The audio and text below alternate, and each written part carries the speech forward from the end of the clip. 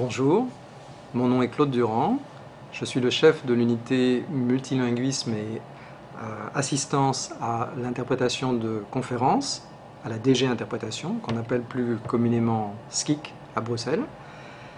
Et je m'occupe d'un grand programme de coopération avec les universités qui forment des interprètes dans l'Union européenne et même au-delà. Avant de devenir chef de cette unité, je me suis longtemps occupé de formation et de sélection.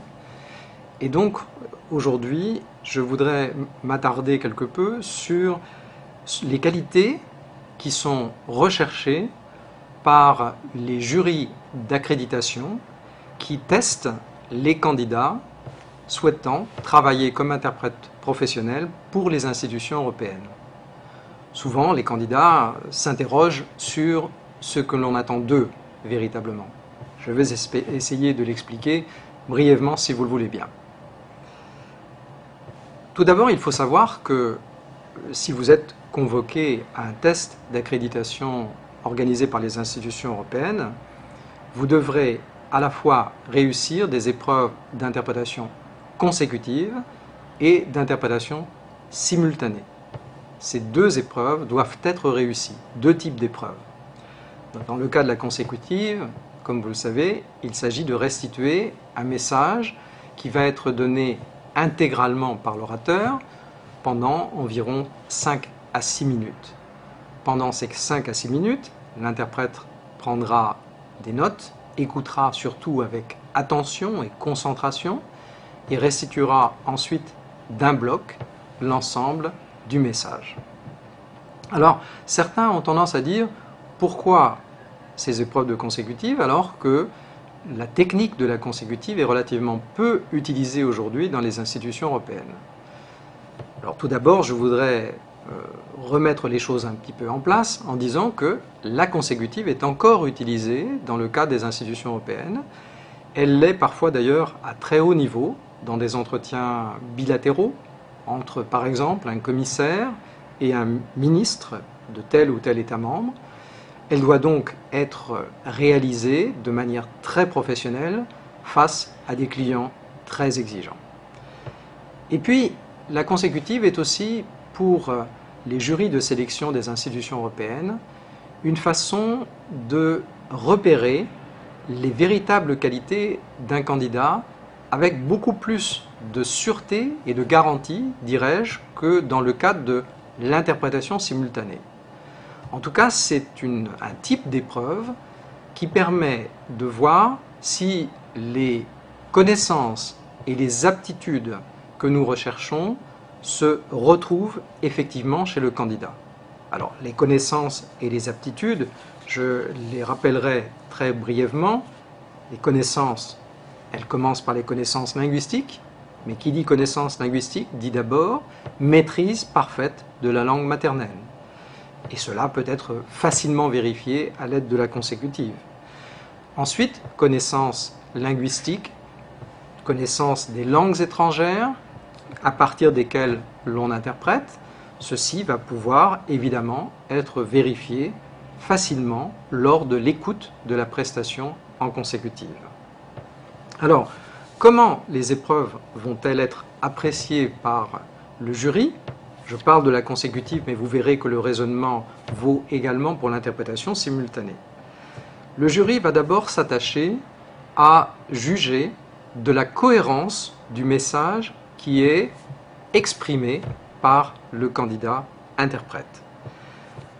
Le premier critère, donc, sur lequel le jury va s'appuyer, sera la cohérence et la plausibilité du message. Je dirais presque indépendamment du message original.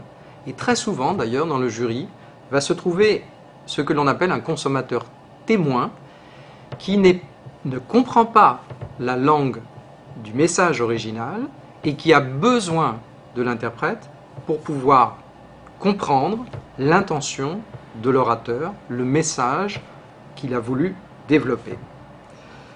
L'avis du consommateur témoin parmi les membres du jury sera donc déterminant pour juger de la cohérence et de la plausibilité. Si le message que le jury a entendu semble plausible, cohérent, alors une deuxième phase de l'évaluation va commencer, qui va porter sur la fidélité de l'interprétation par rapport au message original. Et c'est là que le jury va vérifier qu'il n'y a pas eu de contresens qui remet en question totalement l'économie du raisonnement ou la logique de l'histoire. C'est très important. Des omissions ponctuelles peuvent être parfaitement autorisées, acceptées par le jury, mais si des contresens graves avaient été commis par le candidat, ceci peut être rédhibitoire et il est possible que le jury n'aille pas plus loin dans l'évaluation. Alors, espérons que la fidélité soit suffisante par rapport au message original dans la prestation de l'interprète. Dans ce cas-là, le jury passe alors à la troisième phase de son évaluation structurée qui va porter plutôt sur les aspects de forme, c'est-à-dire sur la correction, sur la justesse, sur la richesse de la langue d'expression, et puis sur la qualité de la présentation, la présence aussi de l'interprète, les qualités de communication du candidat. Donc, vous voyez qu'il est très important que dans la préparation du candidat, ce candidat comprenne quelle est la hiérarchisation des critères qui vont être appliqués par le jury.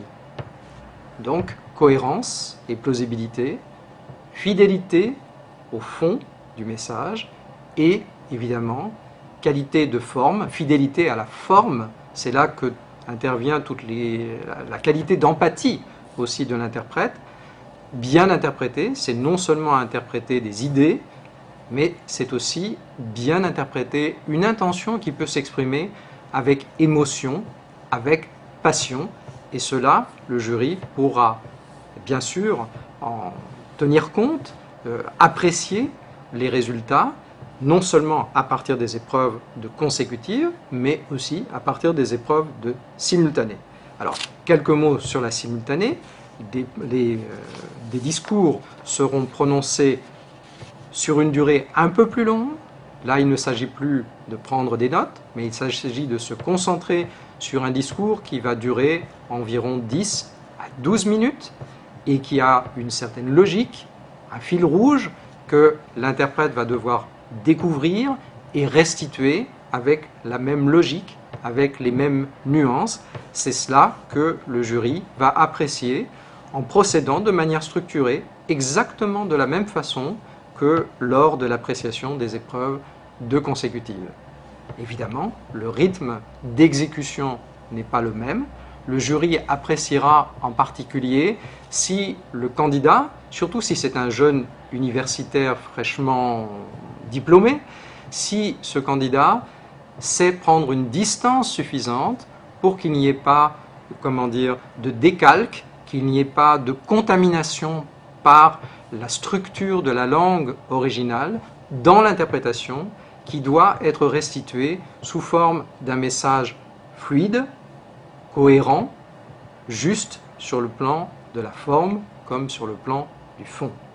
Donc voilà en quelque sorte les principales qualités que le jury va vouloir apprécier. Si le candidat réunit donc les conditions que je viens de décrire, il y a de fortes chances que la prestation sera considérée comme réussie. Mais n'oublions pas que pour être accrédité, il faut avoir fait la démonstration de pouvoir faire une interprétation consécutive et une interprétation simultanée d'une manière totalement professionnelle qui répondent aux normes, aux standards de l'interprétation dans les institutions européennes. Merci.